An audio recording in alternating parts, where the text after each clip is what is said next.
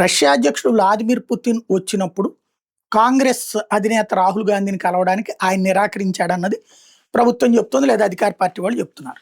అదే సందర్భంలో నిజంగా ఆయన కావాలని కోరుకుంటే కలవడానికి ఎవరు ఆపేది లేదు, మోడీ కూడా ఆపలేడు, అది క్లియర్. ఎందుకంటే గతంలో వచ్చేటటువంటి పాలకులు ఇదే దేశాల అధ్యక్షులు వచ్చినటువంటి సందర్భంలో ఇక్కడ ప్రతిపక్షాన్ని కలిసిన సందర్భాల్లోనే కలవని సందర్భాలు కూడా ఉన్నాయి.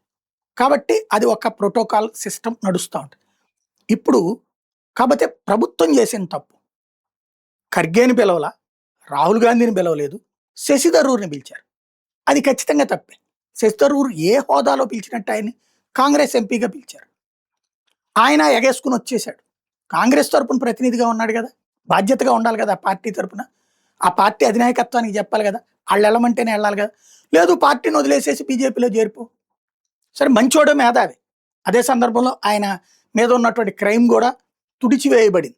ఆయనే తీసుకెళ్లి హోటల్లో దించిన అమ్మాయి ఆ తర్వాత చనిపోతే కూడా అదొక విచిత్రమైనటువంటి పరిస్థితి. ఇప్పుడు శశి థరూర్ని పిలిచారు. దీన్ని తప్పుపడుతోంది కాంగ్రెస్. తప్పు పట్టడంలో తప్పు లేదు. అదే సందర్భం ప్రభుత్వం చేసింది కూడా తప్పే.